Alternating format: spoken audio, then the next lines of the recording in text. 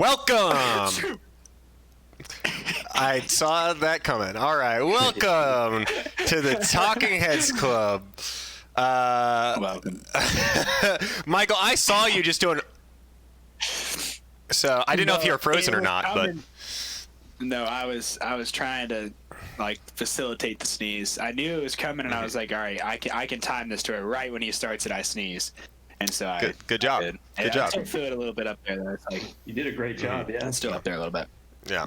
So welcome to the Talking Heads Club. You know, we're getting to the end of the year, getting to the end of the podcast. We're ending it. This is the last cast. No.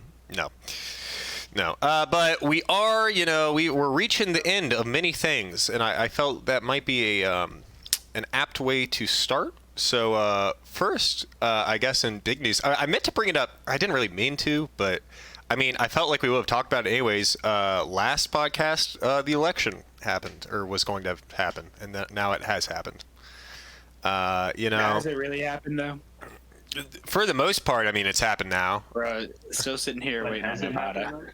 I mean, Where's Nevada? It's not done, but it's pretty done. We can say it's done. It's over now. Once those states fill in on the Google map, I'll read out. In my book, it's done. There's nothing. There is no. I guess we should say where we are right now, because there's been so much different stuff going on. Right now, the 6th of November, we are at 264 votes for Biden and like 214 for Donnie, something like that. Today, Pennsylvania and Georgia both flipped to blue. Which is insane, dude. It's not, though. That's not insane. That's what everybody, or not everyone, but that's what people expected. I mean, I know, but like on the first day, I'm sure you guys at least I was on the first day. I was like, are you fucking kidding me? I knew, because I had already known. Pennsylvania was not blue necessarily in my mind, but it was like, all right, that one's already been taken or it's not been taken yet, I guess, because on the day of the election, at the night of the election, they had it was like 13% of the 2.2 million mail-in votes counted. So it's like, yeah, they're not going to have all those counted for another day or two, which now 2 days later, they do have a lot of them counted. And guess what? They're mostly for Biden. So it makes sense. It does make sense. That's what everyone said was going to happen. Everyone went, okay, guys, it's probably going to be for Donnie at first, but then once some of those states start getting their mail-in ballots in, it's probably going to go towards Biden. So, I mean, it's kind of what I expected. I mean, there was more Donnie support than I really thought there was going to be. I'll be honest. It's kind of depressing. It's depressing, but at the same time, I went, this is kind of what I expect, though, honestly. It seemed too easy to get rid of Donnie supporters or people with Donnie fundamentals. But, yeah, no, obviously they're not going away. And that's kind of part of the problem, is that half these ideas are ideas, and ideas are pretty hard to get rid of because you can't. You just got to treat them with other ideas that are better. To kill the people that have the ideas. That's a joke. All right, Ben will not be appearing on this podcast after this. He has been banned, canceled. No lives matter. No lives matter. Break down my door in the back. Wow. Nah. Yeah, so I don't know. It's been, I don't know if you guys had any thoughts on the election. It really hasn't been as bad as I thought it was going to be. I thought that really, within the past few days, something radical really would have happened, and it didn't. I think the greatest thing to come from it has been Paula White. Who? The White House spiritual counselor. Oh, okay, sure. Speaking in tongues. Have you guys seen that? No. Oh. So explain it to us. Honestly, it's best not to explain. Okay. But you should know that she is the white. I'll go pull it up on YouTube and then I'll share my scrring. No, that didn't work last time. We'll try it this time and hopefully it's not going to work. It's not going to work. If not, I will. While I'm bringing it up though, I'll explain the premise. Basically, it's just that Paula White is the White House. Oh no! Have they scrubbed it from the internet? Oh no, they haven't. Censorship, bro. censorship is real. We don't live in a free country anymore. I think we should just bring down the government, honestly. Yeah, now that Just tear it down. Biden is president-elect, we gotta just tear everything down. Honestly, Trump built it all up. It's not, but come on, guys. Biden ain't gonna do anything either, though. No, that's the problem. No one's doing shit. Yay, we got Biden in. Nice. Everyone I've talked to, no matter what side, especially it's been mostly people our age, obviously, since but all the people I've talked to have all agreed that they don't want a old white man for president. They don't. Why do we keep putting up corpses as our candidaents? I don't understand. Biden literally about to die. I mean, the man is almost 80 They both years are. old. They both are. I don't know how he doesn't have Parkinson's already. He probably does. He's probably like low key struggling with like dementia and Parkinson's, and like by the end of this presidency, like he's not even gonna make any sense. He's just gonna be talking gibberish up there. See, you're assuming he makes it. You're assuming he makes it to the end of the presidency, Michael. Yeah. I mean, dude, you've seen how much people age over those 4 years. I mean, he probably won't. He really might not. Michael, my money would be that he doesn't. Also, Ben, this is not loading. For him, I haven't even checked. It's Kamala Harris. Who is Kamala Harris? What do we like? She is from Ben, Washington, we're dipping out on this. This isn't working. Okay. I knew. I'll just play it out loud on my phone. Hold on. I don't even know how to get rid of this. Oh no, I almost hung up on the podcast. Now we can. We'll put in a clip of it here. We'll put in. We'll put in a clip of it here. Yeah. Yeah. We'll put. Here, and here's the clip. Hamanda aka ata raka deda baka sanda ata ambo osa kata rite eke banda ata rike didi ashada. Welcome back. Wasn't that a funny clip? Wow, what a funny clip. Well, hang on. What was she doing? That was I couldn't even tell you whole what lot she of. She was like blah blah blah blah blah blah blah blah. Bro, was that a snake? Was she snake charming there? Did she get bit by a snake? Is it like parcel tongue? Is it like parcel tongue? Yeah, it's like parcel tongue. So much like- work. Well, then that just means she's a wizard. Then he's just a wizard. Is she? You're a wizard. Whatever her name is. Paula Wright. Paula White. Paula White. Anyways, yeah, Miss Wright, like our choir teacher, Miss Wright, Yeah. like Wright. Yeah.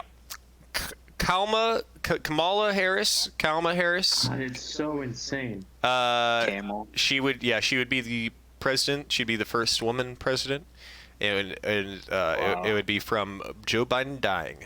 I bet Hillary would be really salty about that. Yeah, she probably would. Hillary's really salty anyway. She was like, "Fuck, I should have waited 4 years. God damn it." She still would have lost. She still would have lost. That's the worst part. You know what? And this is my favorite part.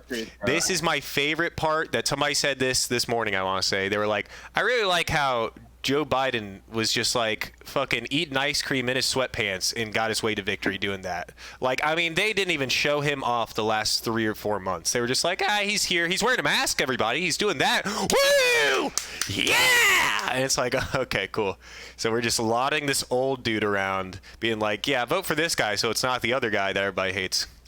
Cool. I mean, that's so incredibly frustrating.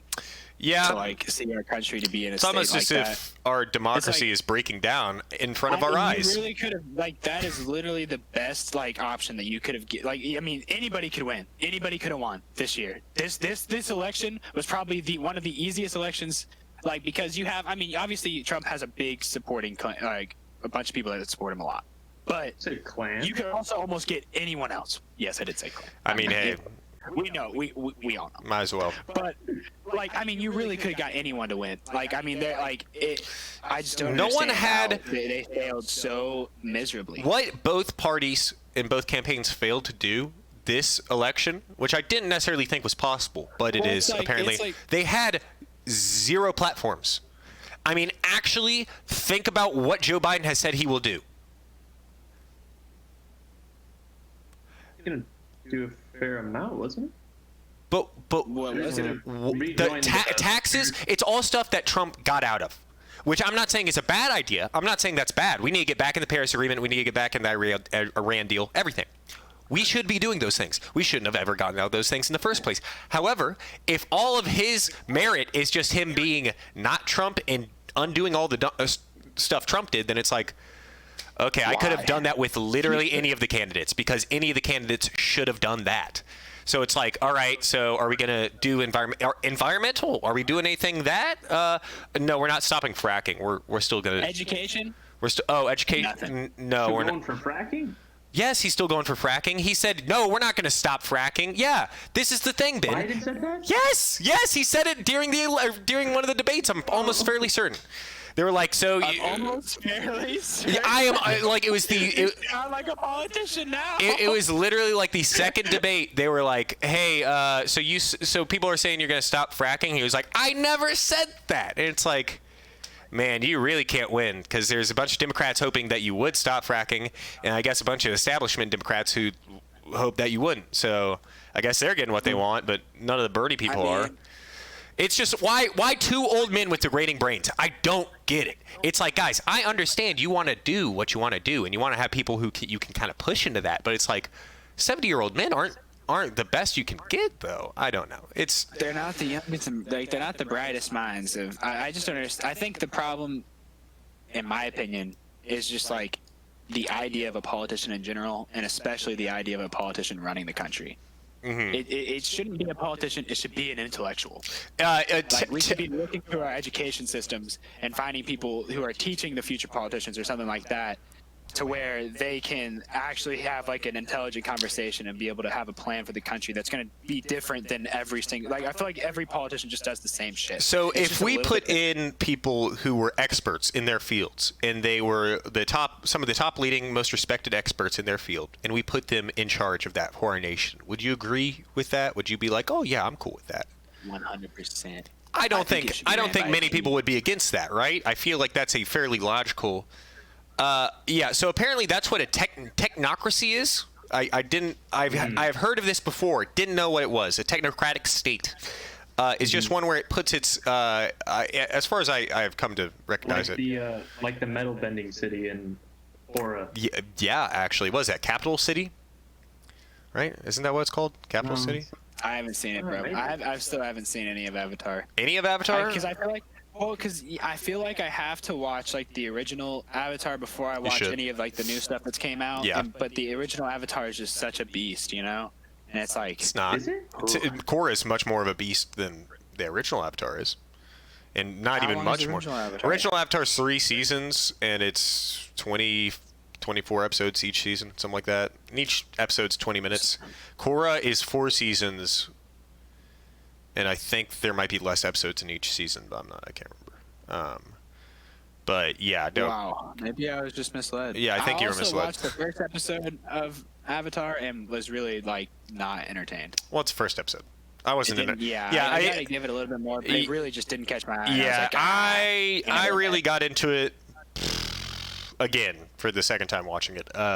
Probably like third or fourth episode, I was like, okay, I'm into this now. And then after that, it was just one of those where I was like, I just kept throwing them on. I was like, all right, because they're so easy too. It's 20 minutes. I'm like, okay, I can do this.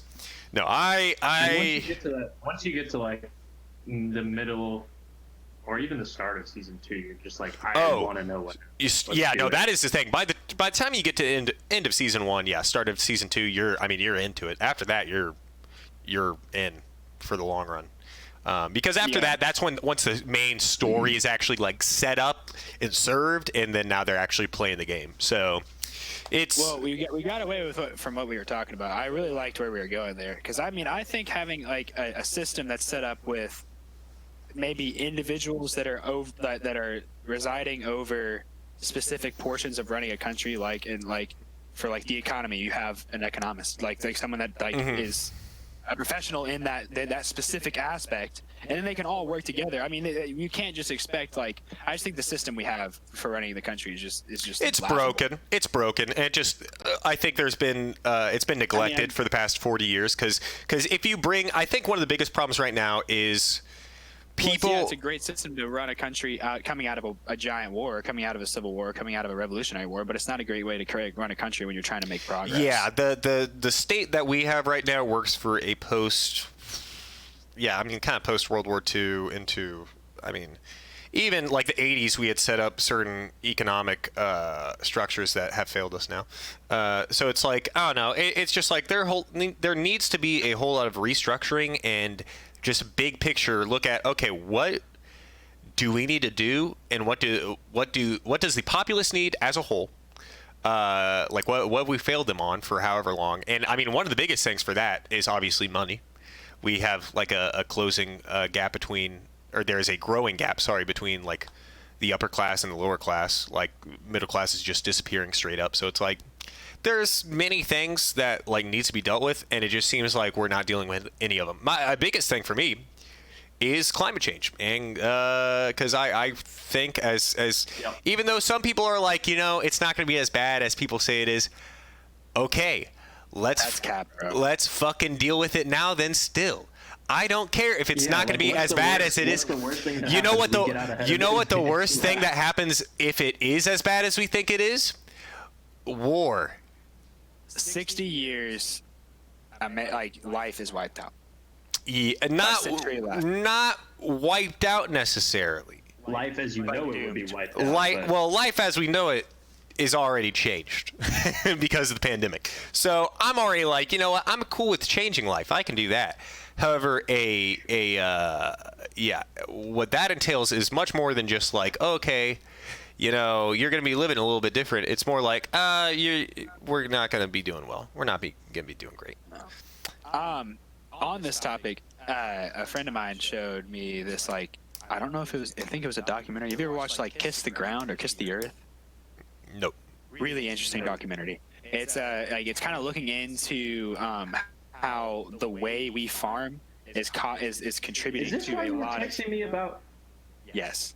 Okay. My mind was getting blown. That Texting you about makes what? fucking no sense to me. Michael was texting me about stopping using Tilling. What? We've got to stop tilling. Using tilling, and Because it's when we were destroying the farming, I was topsoil. like, "What?" I sent him a stupid face, as the first text of the day, and he was like, "Ben, I'm convinced we need to stop tilling the earth when we We farm." do. We have to. Essentially, it points out some of the issues with the way. First of all, farming in America and just around, all around worldwide is corrupt and completely ineffective.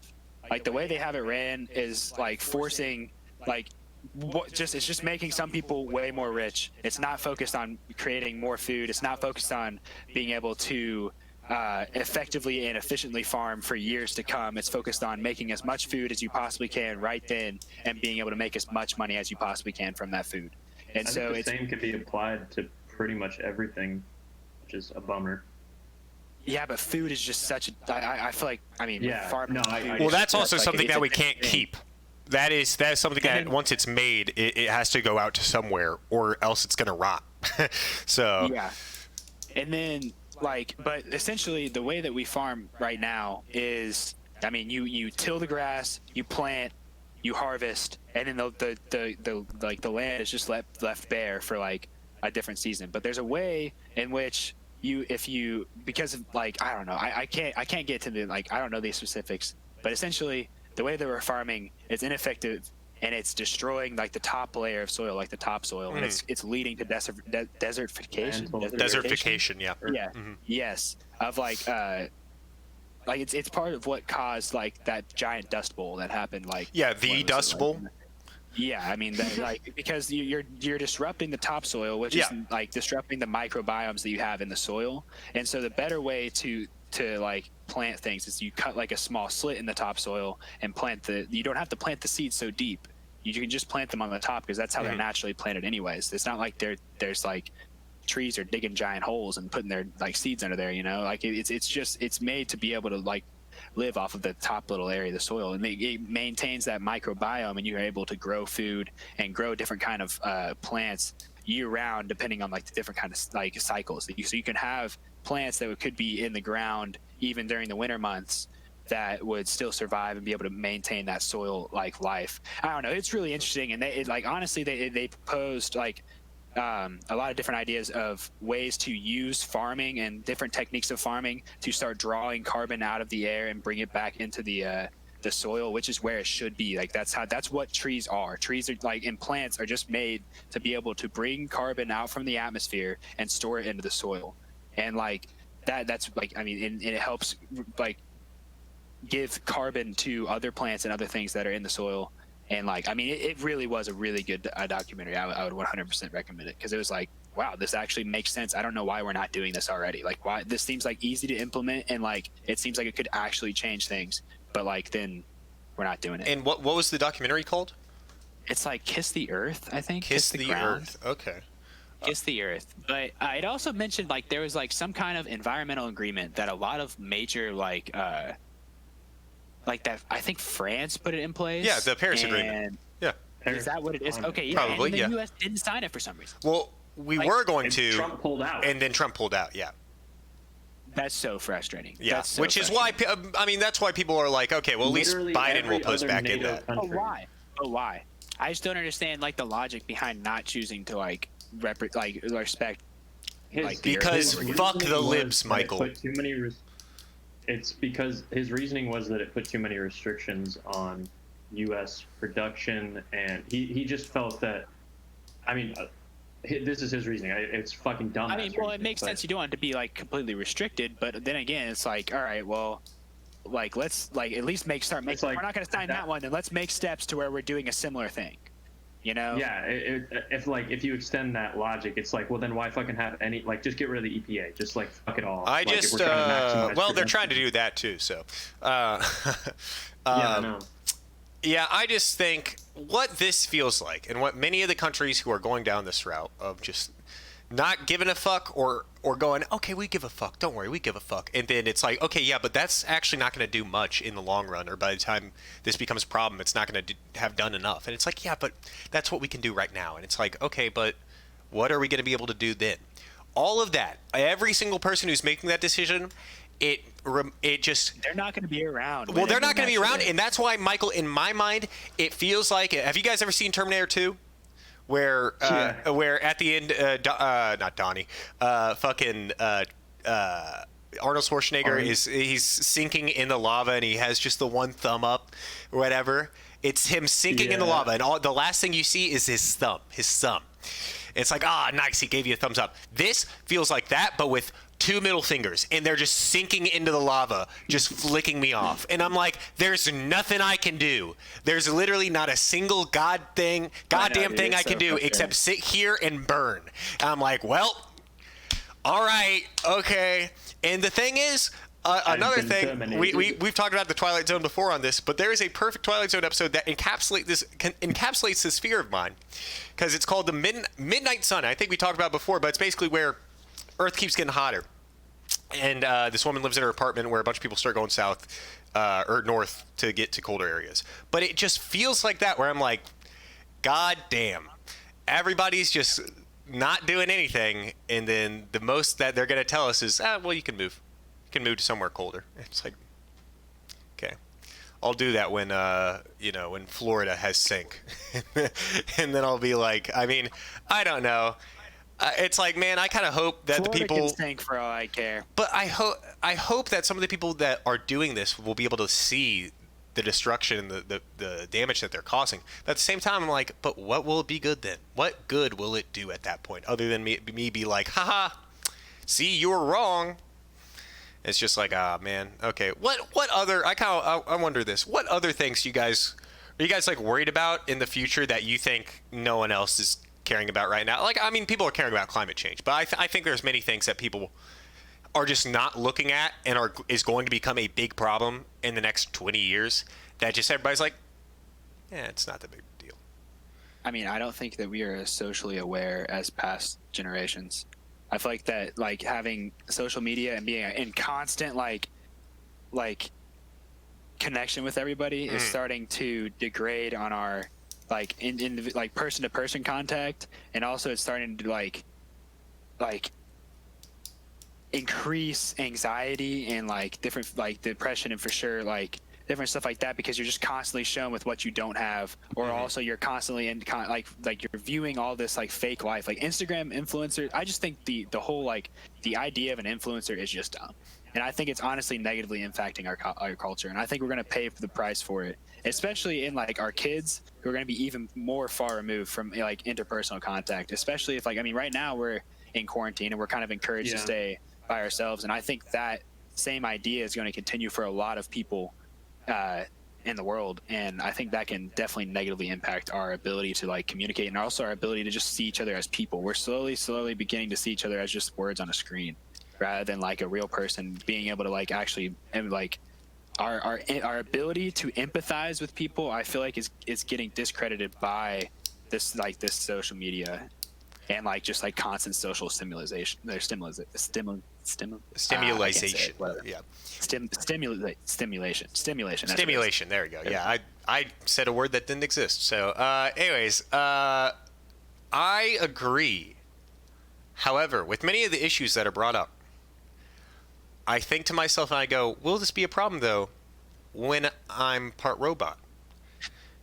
Because we got the Elon Musk no, implant, I'm not bro. even. I know we talked about this before, but I mean, I am genuine when I think I mean, that will be one of the things that once that is a thing, it's going to be like, oh fuck, because then the people who don't have it going to be a little bit left behind. Gotta be a little bit, lot of bit left behind. Are you gonna be the uncool parent who doesn't let their kid augment themselves until they're 18? If that is going to be a thing, if the mind thing is going to be a thing, he said within the next 10 years, next 5 to 10 years, we'll be able to talk to each other using only the mind shit, which makes me think within the next 10 years. The mind would be pretty fucking sick. I mean, he's saying that's definite. He's saying that is basically definite. I mean, he's acting like it's definite. So, I believe it. I believe it. If we both have machines in our heads that work, and they can communicate with each other, then technically we should. The first round of people get fucked up. You know what? It happens. Happens to the best of us. I just know I will be there day one once it's like going out to all the masses or whatever. He's like the layman can have it now. I will be like, I am the layman and that is me. Give me my Neuralink, please, because I think that. I mean, I'm not saying I'm banking on this, but I'm kind of banking on it. I'm living my life with their perspective by 2040, 2050. There's going to be some problems with this, and I will be on the side that goes, I have a problem with you humans, because you're a little bit inferior than me. So and then you shoot lasers out of your eyes. You know, I don't know, though. I think that's something that people don't even think about. I mean, we are increasingly running towards the point where we're going to have shit in us. Again, we already basically have shit in us. The only thing is it's not in us. It's just always on us. So it's like, what the fuck is the difference between having this on myself every single second of the day and feeling a nervousness once I don't have it, and I go, oh shit, fuck, where's my phone? Doesn't it kind of create a little bit of a nervousness all the time by having it? It's like a lot of my stress like comes from having my phone on me at all times. Well, that's kind of an interesting question, though. Jake, why do you get nervous when you don't have it? Because it's like, I just think about all the safety features of a phone, as in like, okay, if I'm lost somewhere, I can call somebody, or I can look up where I am, or there's so much more accessibility on my phone. And I know so it's not like a fear of missing out. It's literally just like if somebody was like, thing. yo, you can't check Twitter and all this shit forever. I mean, at first I'm gonna be like, well, damn, I'm bored. But then after that, I mean, I have other shit to do. I can read, I can edit, Yeah. I have shit I can do. It's not necessarily a matter of like, I need my phone. Like, don't get me wrong, I will also, again, if you tell me, hey, don't use social media, don't get on social media, whatever, for the next week, I'm going to be bored as hell. I'm going to be bored as hell a lot of times. I'm going to be like, fuck, all right, I guess I'll read this book, watch a movie, something else. Because social media has become a buffer of boredom.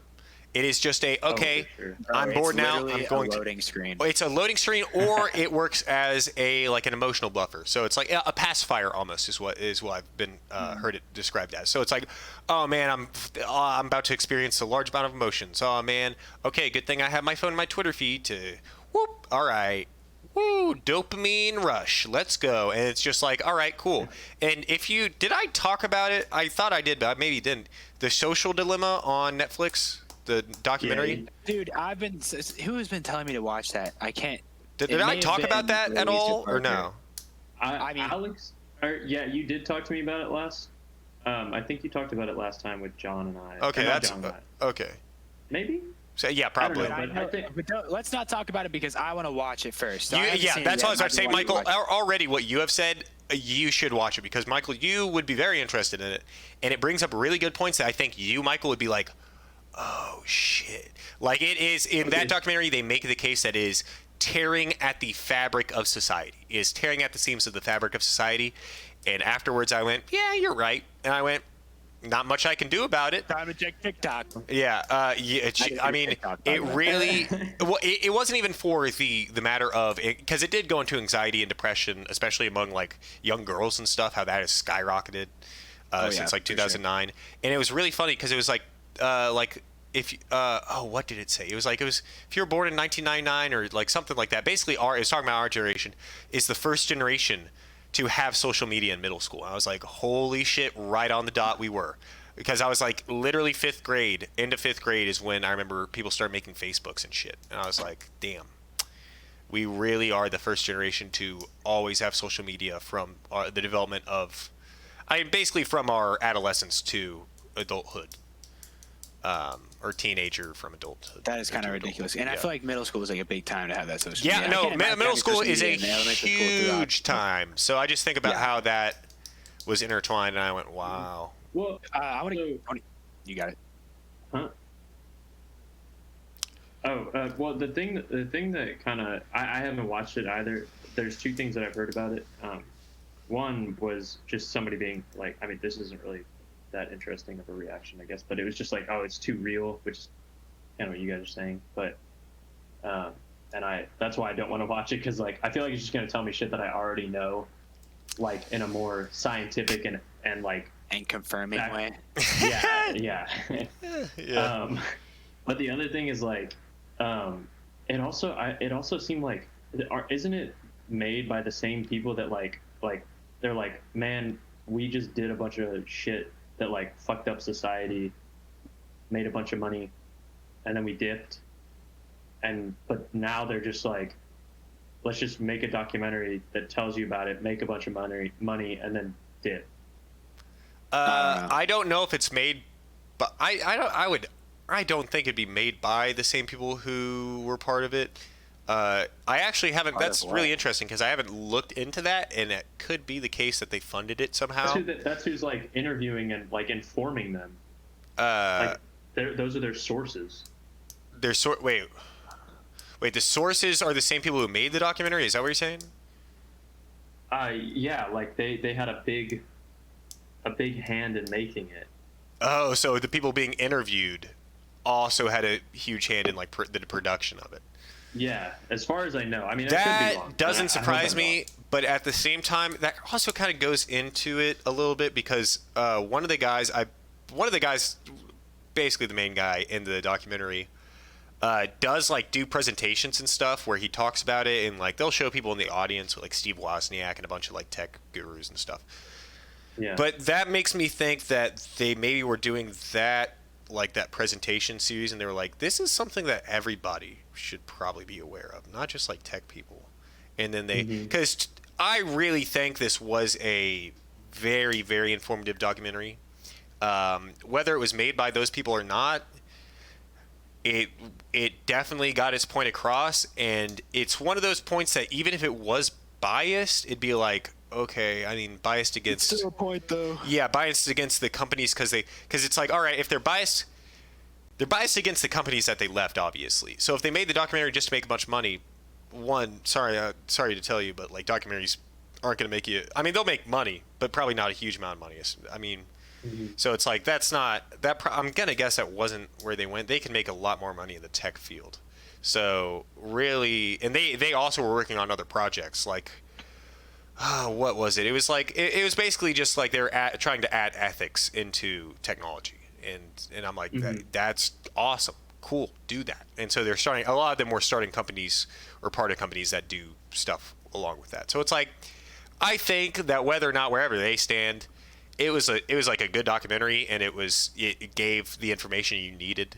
So yeah, whether or not they were involved, I mean that really has no effect on the information that's shown. And again, the only I do feel like we talked about this because again, the only weird part I thought was how they had some weird acting in it, but like it wasn't necessarily weird. It was just like I probably wouldn't have gone down that route if it was me making it. But More like they had like recreations. Yeah, it wasn't recreations, but it was just like to show how people are being affected by this. They had characters that they had written and a story that they had written to show kind of how this happens and how it, and so every now and then they would talk about something and be like, okay, so middle school girls have a higher risk of suicide now because of social media and all that.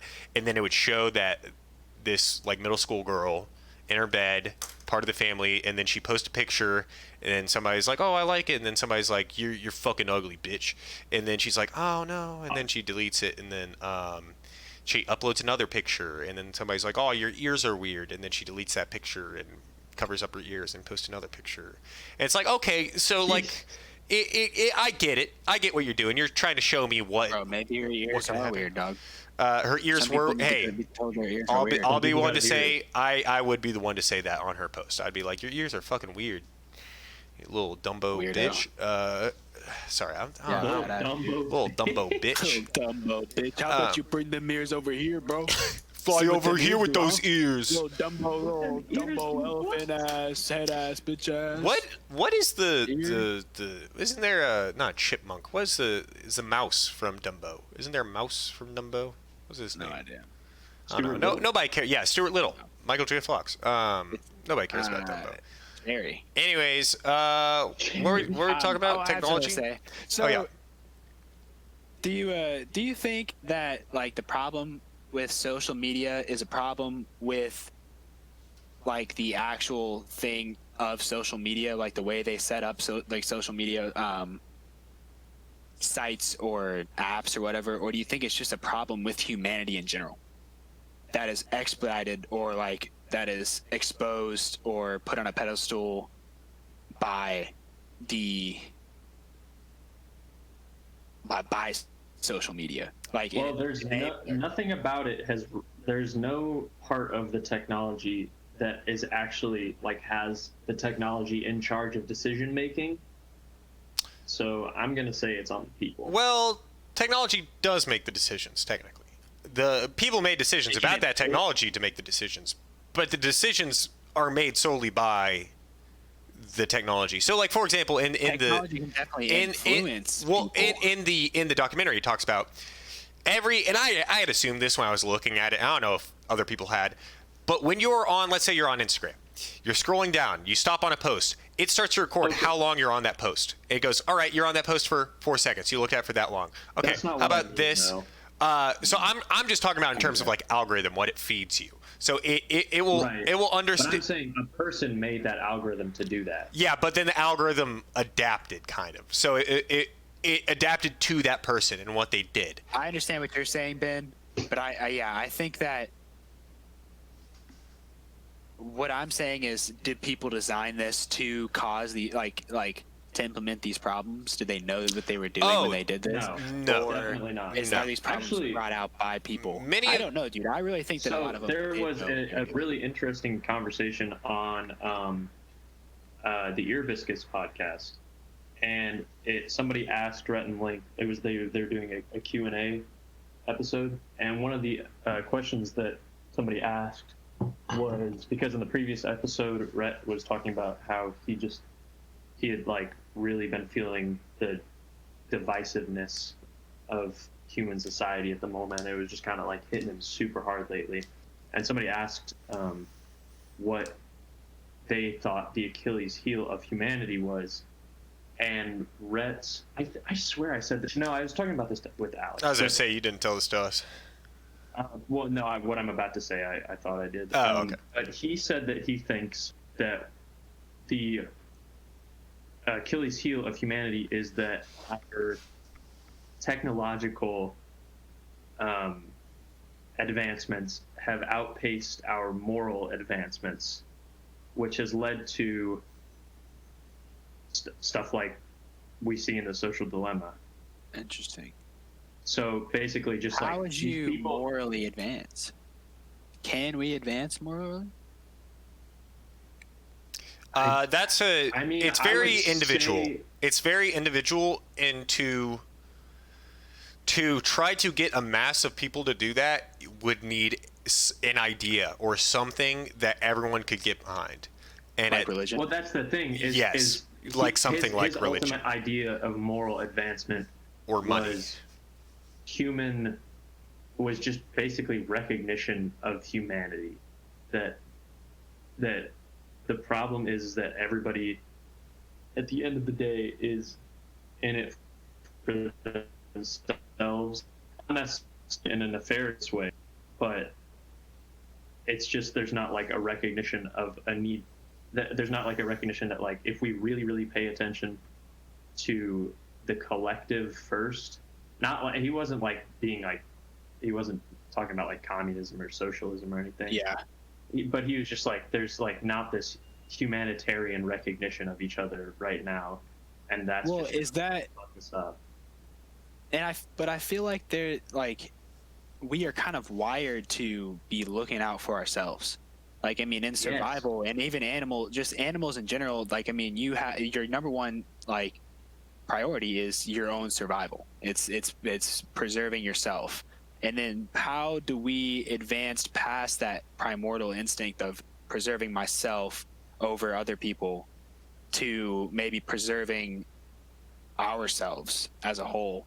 Because like I feel like a lot of people have this idea of like, oh yeah, like I mean I understand that everybody's people and like we're all in the same like boat and everything, but like being able to like actually like come to that, to really like truly believe that, I think it means to have like you have to act on that belief. You know, if you really believe it, then your actions will reflect that. And I mean, I know my actions don't often reflect that, and I mean I would like to believe that I do actually believe that, but I mean it's just weird. Like, how do you advance your own morals? As a society, how do we get to a point to where we can see that, I don't know, that we're like people don't have to learn to respect other people, you know? I don't know. Interesting. I don't fucking know, but I mean, to be honest, I like 100% agreed with that point about that being the like Achilles heel, because like Yeah. you just think about like I mean really like just how infected is maybe too strong of a word, but just like how prolific technology is in our lives, and like the people controlling it, they're just like us. Like they might know different things like technologically, but they're just like us basically. They're just normal people. They're not like they're normal people. They don't operate on a different plane of I don't know. I mean, maybe they operate on a different moral plane, but it's because they've been put in such a crazy position of power by the technology that they wield. Exactly. Yeah. And it's hard to be able to predict what your technology will produce in people, you know? Mm-hmm. Yeah, well, considering that technology has completely just like fucking taken off within the past 20 or 30 years, and it's like, okay, before we would have, I mean, it's like I've heard it a million times, I feel like now, but it's like, yeah, if you take somebody from like, the year like 700, and then you drop them in the year 1300, same place, same time, whatever, not much is going to change. Even though like 500 years has gone on, they're probably not going to notice much because not much changed, especially in Dark Ages and stuff like that. Yeah. You take somebody 20 years ago, put them now, it is a new world. It is a entirely new world. And 20 years ago wasn't even that different. I mean, 20 years ago we had internet. But even then, it would still be like, okay, what is this thing everybody has on them at all times? Oh, that's a cell phone. okay, but we had cell phones. Yeah, but it's a smartphone. It's kind of like your computer. It can do all that stuff. But also your camera. And yeah, it's also everything. And your connection to everybody that you know. Messenger. So I wanted to, since we're kind of talking about technology and everything, I kind of wanted to bring up a book I have read recently that actually I'm about 10 pages away. I just lost my place. Oh, God damn it. 10 pages away from finishing it. And it is an old book, but a classic book, as people would say now. I think it could be counted as classic now, is Isaac Asimov's I, Robot. It's probably I've heard about flipped on that, but yeah, I, Robot. It's a classic book about what. Now, I did not know this. I know there was a shitty Will Smith movie from like 2002 I know. with a weird CGI robot man. So that's all I knew about I, Robot. I watched it when I was a kid. Don't remember anything of it. Didn't care about it. So didn't care about this book for a long time until I actually realized what it was. It is an anthology book. So it's actually not just like one whole book, but it's What's it? an anthology. Yeah, what is that? So an anthology is kind of like the Twilight Zone. Each episode is a different story. okay. This That's is cool. each chapter is a different story as well. So there are 9 chapters, yeah, and so it is strung together through like a single individual that's kind of found in each story. And she's telling about the stories. And it's basically about the rise of robotics in this world, at least. This was written in the 1950s, I want to say. 1950s? Yeah, 1940s, 1950s. And it is... Have you guys heard of the 3 laws of robotics? Do you guys know about those? Mhm. Or no? Nope. Michael, you don't? I don't. Oh, okay. That's like humans can't. So Or like so a yeah ro- so it's Okay. the 3 laws of robotics are basically is what Isaac Asimov coined in the 40s and 50s, and it's what many people have now taken, authors and Imagineers, whatever. They basically come up with, okay, yeah, if we were to ever make robots, this is what we should somehow instill in them, because this would basically mean that they are cool, cool with us, and we're cool with them. And So they'll stay cool. and they stay cool, yeah. Because so here's what they are. The 3 laws of robotics. 1, this is the first law, the most important law. They go in order. So each one will supersede whatever the other one. So the first one's the most important, third one least important, So first, a robot may not injure a human being or through inaction allow a human being to come to harm. Number 2, a robot must obey the orders given to it by human beings, except where such orders would conflict with the first law. 3, a robot must protect its own existence as long as such protection does not conflict with the first or second law. So I had known about these laws, and I went, that's pretty smart. That pretty much covers all the bases that I can think of. This whole goddamn book is just testing those laws. And it's awesome. It's literally just putting it in So it's just, situations. like, hypothetical scenarios. Yeah, it's just putting it in situations where the laws have already been developed and robots are starting to be developed. So it starts off, the first story is like where robots, it was like when robots were pretty early on, but they were still developed, but they were like silent, they couldn't speak or anything, but they still could act and do all this stuff. So it just goes through 9 stories about robotics, and they are all so interesting because it's just like puzzles or like riddles, because it's like, okay, we have this problem. Like for one of them, spoilers kind of, I guess, but I won't spoil the actual ending of it. But it's like, okay, there's this giant brain. They call it the brain. It's a giant computer that has the voice and the personality of a child. And so basically tied to this is they got all these instructions from another company. It's US Robotics, and this other company sent them their instructions that they put into their super machine. And they were like, yeah, these were supposed to build a spaceship that could go at the speed of light or above the speed of light, whatever. And then we fed it to our machine, completely broke it. And that means we won't have another machine for like 10 years or something like that. That was basically like they were like fucked because of that. So they send it to the other company and we're like, hey, can you guys figure this out for us? And so then the other company gets in and they go, so are they trying to fuck with us? Are they trying to get us to put this in? And so our machine will break, so we'll be fucked too? And they're like, Yeah. we don't know. Okay, so they deliberate over it, whatever. They end up actually putting it in, and they're like, okay, brain, are you good? Did you take that? And he's like, yeah, I got it. So we good? And he's like, yep, it'll take about 2 months to make. Okay, 2 months go by. the ship is made, and they're like, okay, all right. So then they send these 2 guys in to check it out, and then right after they go in, whelp. Did the ship just leave? Yeah. With the 2 guys in it? Yeah. Hey, Brain, did you send that ship away? Yeah, I sure did. Is there a reason why you did that? Yeah, there is. Well, what is it? Oh, I can't tell you that. Is there a reason for that? I'd rather not say. So then it's just this robo-psychologist talking to the brain, being like, all right, where are they? Are they here? Where'd they go? Why'd you send them away? And it's just them trying to figure it out, because they're like, well, they couldn't have sent them. He couldn't have sent them because if they're dead, if they were dead, theoretically, it would have violated the first law. So there's no way they would have sent them. But then that made, so it's just them, and it's multiple situations like that where they're trying to figure out how it works into the 3 laws of robotics, and how what happened fits within those laws. And I love it because it's very technological, but before any of this shit ever existed. It didn't come up with the word robots, but it helped popularize it. It helped popularize robots as a common thing. And it's just like, well, goddamn.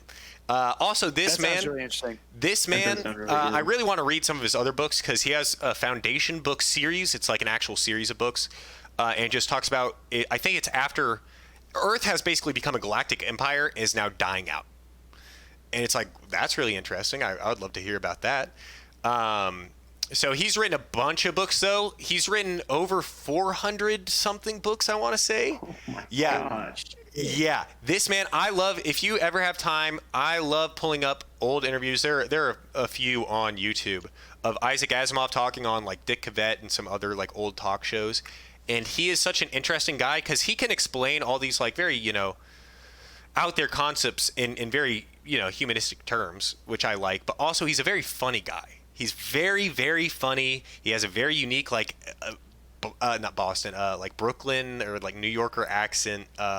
He's a crazy dude, and I love hearing him talk. He also, I want to, after this, I kind of want to read his Foundation series, but he also has a book series, I want to say it's like Isaac Asimov's Guide to the Bible or something like that. And it's him talking about the Bible within historical context and cultural context. So he's like, so this is why this part of the Bible is in here, because actually at this time this was happening and this was happening, which made, and I'm like, that interests me.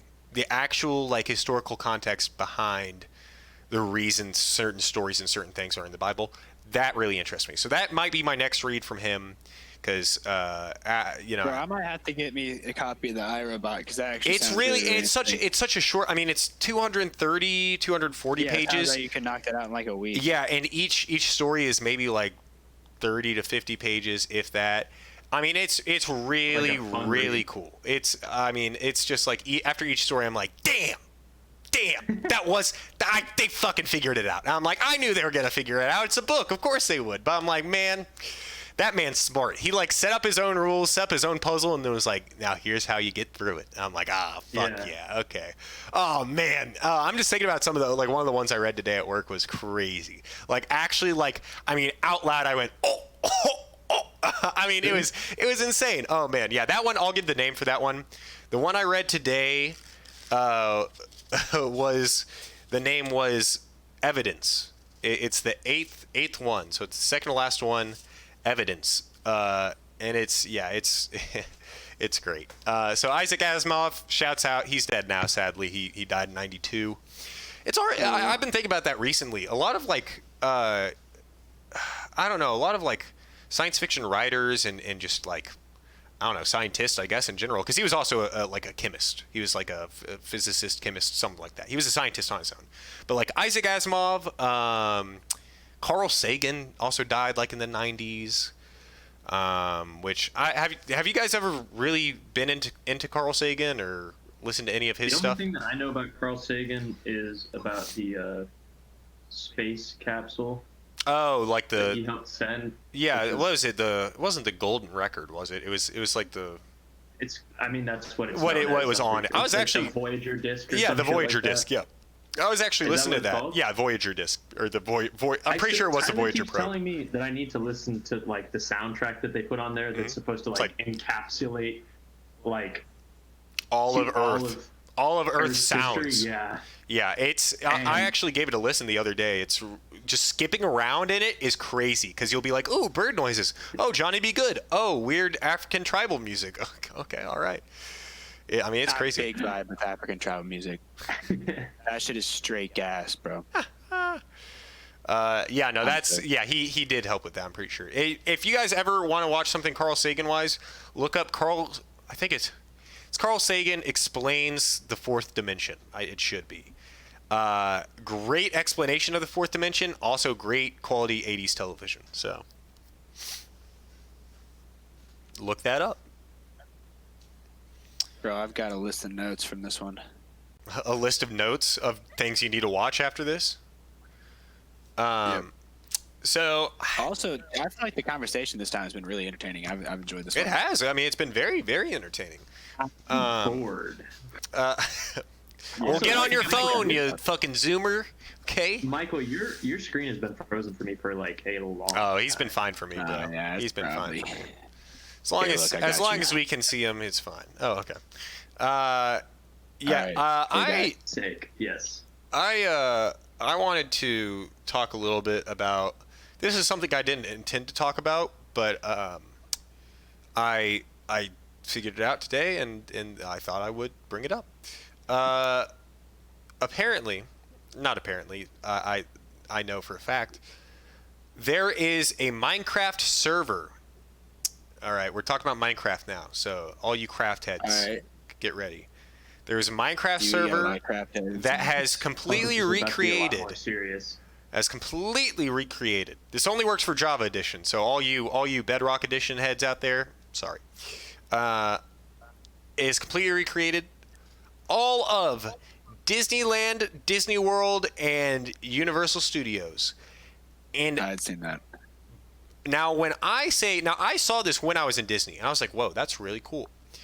And then today I was like fucking around doing nothing. I was like, I'll jump on there. I'll see. 3 hours later, I went, oh, I should probably go to work. Because I was on there for fucking 3 hours just messing around. But I was so surprised. I was like, what?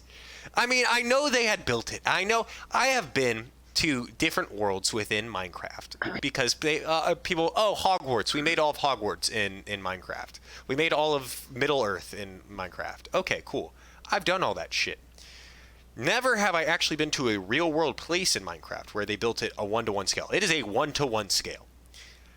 This thing is actually crazy because it will give me memories, or it will like bring up memories as if I'm actually there. I'll be like, I'm not actually here, but I am actually here. And my mind doesn't know how to work with it. The information is just overloading my brain. That's pretty cool. Yeah, what were you saying? That reminds me of, I saw a little bit ago this Minecraft server that is, are all servers globally hosted? I don't know how that works. Not all of them, but like they can be, yeah. So it's essentially like a library. Is that what it was? The Library of Alexandria or whatever? Oh, yeah. Where it literally just contains all the banned books. Mm-hmm. It's just this huge fucking library. An actual library in Minecraft. Void. Yes, it's super cool. Yeah. And it just has all the Minecraft is fucking dope, okay? I love Minecraft. There's so much. This is gonna connect to a lot of things. However, when I went to Disney, and I after I came back specifically from Disney, I was in LaGrange, where all of us are from, and I was stopped at a train, of course. I was just looking around at all of LaGrange. Which train spot? The Main Street LaGrange. Yeah. Good one. And so I was it was actually when I was going to vote, I think. Yeah, it was when I was going to early vote. But I was just sitting there, just looking at all the buildings and everything, and I went, this is all the same. This is all the same. Disney was just, it was the best that man can do. It was when man goes, let's make something that makes people dream while they're here. That makes them so goddamn happy they can't help but be happy. They couldn't be mad if they wanted to be mad. Except that's not true. There are many mad parents at Disney. However, yeah, dude, Jake, you just beat off Disney, and I just don't feel the same way. See, about but Disney. that's the thing. That's the thing. I get not everybody feels the same way about Disney that I do. However, once I go to Disney, I go, you cannot deny the amount of effort and the amount of thought and planning that went into all this shit. It's not even just, a lot of effort. I mean, it is like so many people, so much of their lives were spent doing this shit. Not like, obviously, not their whole entire life, but like a lot of their time and job was spent doing this shit, making this stuff so people could be happy. And I think about that. And then I think about it in relation to just our hometown. I'm like, the fact that this thing exists and has continued to exist is incredible. I'm like, I mean, to me, and it would only be after coming back from Disney. Any other time I'd be like, I'm fucking pissed. I'm waiting for a train. God damn it. But it was right after I came back from Disney. I was like, this right here is incredible. The fact that somebody can put this together and all this can end up existing. And then again, when I'm playing on Minecraft Parks, I get the fucking same thing. When I'm in fucking Minecraft Disney World and I'm looking at the tower and I'm like, somebody made this. It's different, but it's the same. The fact that all this stuff can be made, and it's kind of dumb. I get it, but it's like the fact that somebody had all the motivation and all the effort and actually got it done with everything that I've mentioned is still just incredible to me. Because I know how hard it is to get shit done. Everybody does. But, I mean, just come on. It's like, what the fuck? You guys are discrediting all these people. You guys are trying to, with everything going on right now, I get being focused on the negative. I'm usually focused on certain negative aspects and shit. But it's just like, sometimes I just look at all the stuff we have and I'm like, God damn. We really are here, aren't we? I don't know how we got here, but we are lucky. We're real goddamn lucky. Real humans. You know what, Jake? That's a good statement. That's a good feeling. Mm-hmm. I mean, I feel that a lot when I'm walking around the Grange. It's a warm place, even though there's a bunch of racists and old people. Yeah, but it's still like, this is, I mean, the architecture is just very. I don't have to lovely. think of which luckily I'm in a position of what am I trying to think of privilege. Thank you, where I don't have to think of them. So again, that goes back to probably should at times and combat it. However, with that privilege that we don't have to, it is like, yeah, this is nice. I am happy for what I have. And that is also why part of the problem I have with, some people is it's like, okay, you are just kind of focusing completely on everything bad going on. You are not looking at a single goddamn good thing that's happening in your life. However, I am okay with anybody complaining about shit going on either in their life or outside of their control, because unless it's just unreasonable shit where it's like, this is some dumb stuff that you caused upon yourself, I don't hang around those people. So most of the time it's reasonable. It's like, I'm okay with that too. You can complain, you can do what you want, especially if it's like, I'm complaining about this, so hopefully it can be better. Well, complaining doesn't usually make things better. No, it doesn't. It doesn't. But if and not, like that's like what if a people bunch of are people are doing right now. If people are going, that doesn't exist, that problem doesn't exist, then I go, okay, so am I going to have to keep saying that it's a problem because it seems like I am? But I guess complaining about a problem rather than ignoring a problem is better. But I think they're pretty close to the same thing. Yeah, it's basically if neither of them are acting upon the problem. Yeah, you need to have a solution or be developing a solution. That's one of my biggest frustrations with culture in general right now is we're a bunch of complainers, yet we don't provide solutions. We're complaining about the education system. I'm complaining about the education system. We're complaining about a lot of different things, yet either our solutions are just rash and unrealistic or we just don't provide them at all. And it's really frustrating to be like, I want someone to come up with and be like, hey, here's a solution to some problems that you guys have been complaining about. And I want to be able to get behind them, but I just feel like that there's not that outlet. There's not that, I don't know. I totally agree with you, but I do feel I feel like there's a weird balance that obviously I don't really know how to solve it, but I feel like there's a weird balance to strike between if you say that you don't like like you don't want a culture of people that are complaining but not offering solutions. It feels like it's not gatekeeping, but it's like saying unless you have a solution to something that may be incredibly, and I'm not saying this is what you're saying. Don't but like, complain if you take don't- it to its extreme, it's like you're not allowed to complain about this incredibly complex issue unless you have a solution to said incredibly complex issue. So it's And I like, mean, but that's true. I also fucking hate like whenever like if people on either side, like we saw it over the summer, like when people would come up for interviews for like protests about whatever they're protesting about, and they're like, "Hey, why are you protesting?" They'd be like, "Cause fuck this, man," and they're like, "Well, like what do you wanna know do about different? it? What do you want to do different?" And they're like, "I don't know, but something's got to change." And it's like, yeah, that's true. And that's kind of it. Like, Yeah. It's just that's what's Yeah, I don't know. I just don't know. I don't know why we expect more from. I think it was. Oh, who was it? It was a comedian. It was George Carlin. I think I watched recently. He was basically just. His point was, why are we so mad at these politicians when you know where they're coming from? They're you. You're electing yourselves. So if you're mad at them, you're mad at you, which is part of the problem where I'm like, when people are so mad at Donald Trump, President Trump, it's like, okay, I get that, and we can be mad at him, but half the country still supports him. yeah, dude, that has been one of the really satisfying. So what things can you that do about that? Like, satisfying, but also horrifying things to see is that the popular vote just keeps going more and more in Biden's favor, but it's still like close to 50-50. no, I mean, yeah, it's not. Yeah. I think people have demonized Trump, and I'm going to stand by that. I don't think that everything Trump has ever done is bad. And I think the idea that everything this man has ever done and all of his supporters are evil Absolutely not. is what's the problem with, like, and it goes both ways, because it's just this, like, it's a demonizing of the other. It's the other. It's making something the other.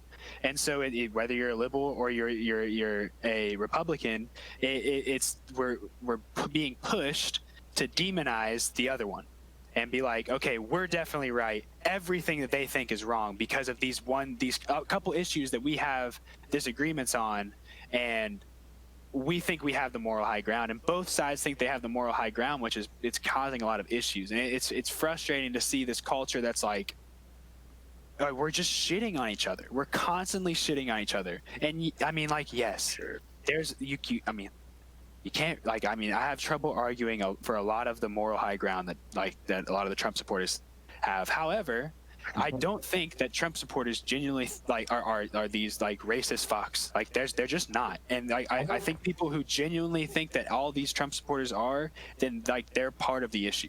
It's like you can't unless you are willing to sit down and listen to someone like a human being. On both sides, I don't think that it's right for you to like overgeneralize either side.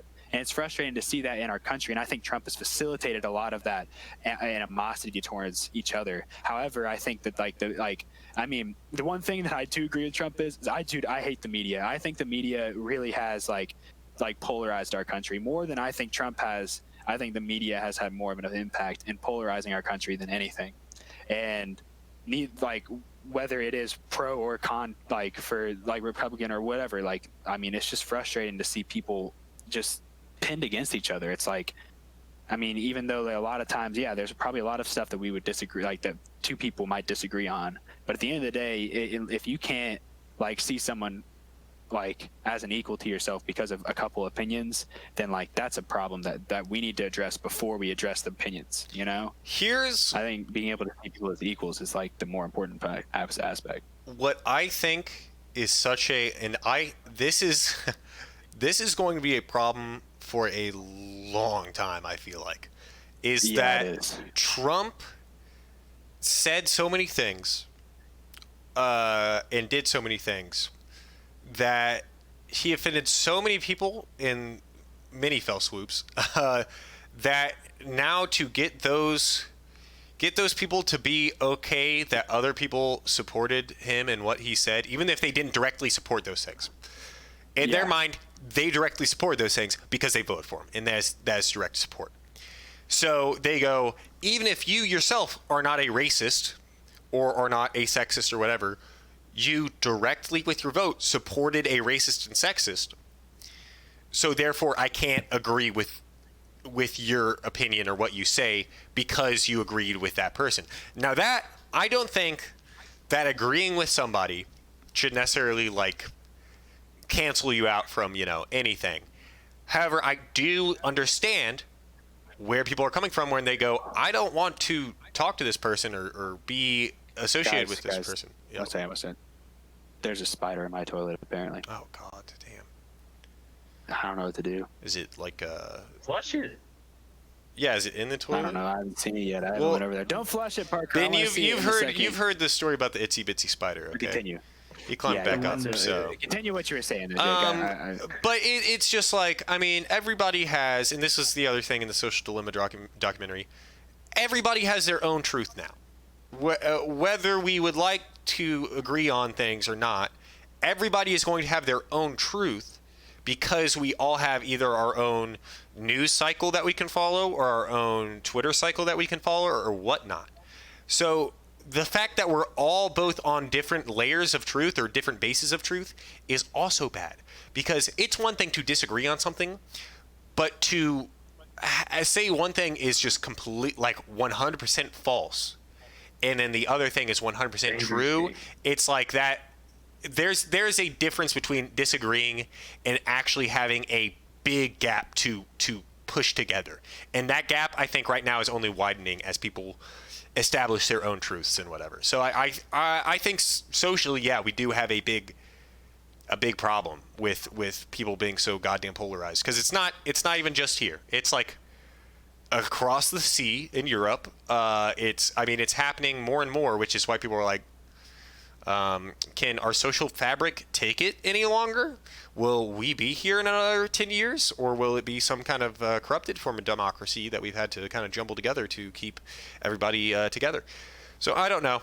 I really don't. I think the news media has fucked around, but I think that was honestly just the coming of the storm as where social media is confirmed. Because whereas news media is kind of that echo chamber, social media has become that personalized echo chamber. And it's like, as bad as that news media can be, I think that the social media news media is far worse and far more dangerous, because even though it's like you can have other stuff, whereas on the other news networks only the people in charge can be like, okay, let's show that other point of view, which they do every now and then. Twitter doesn't have to do that. Twitter does not have to do that. They can go, we'll only show them what they want to see. And there's a push of like false, like a lot of times like false information. I mean, if you're allowed to tweet whatever, false information tweet whatever travels, so it gets spread around 6 times as fast false information spreads 6 times as fast as real information. So, on the internet at least. So and this is brought up in that documentary as well. How are you supposed to beat something that is moving 6 times as fast? Yeah. You can't. And I've had this. I'm a journalism minor, so I'm in a ethics and journalism class right now, and we talked about combating fake. I don't know why I said combating weird. Combating fake news. Combating fake news and just or just rumors and stuff that people would post. Yeah. And then not. And one, it talked about how often that it happened. It was way more often than it should be. Basically, what would happen is one news source would be like, "Hey, I heard this," and then another news source would be like, "Hey, this person heard this. Hey, this person heard," and it would just become a chain, an echo chamber of people going, "Oh, heard this." But it was like, did anybody actually confirm if that original one was true? And they were like, "I didn't have the time." So a lot of times, it literally like they just wouldn't take the time to check if it was true. It's like, cool, okay. Yeah. But then it talked about combating them, and it was like, okay, so let's say we find out a story that we posted or a story that somebody else posted is false. What should we do? They're like, you have to post a story saying that's false, but on top of that, you have to make it a story. So you not only have to post something just saying it, but you have to make it interesting and make it something that people can actually follow and want to follow. Because if you don't, then it's just going to be buried. And you know what's way more interesting? The rumor that turns out not to be true.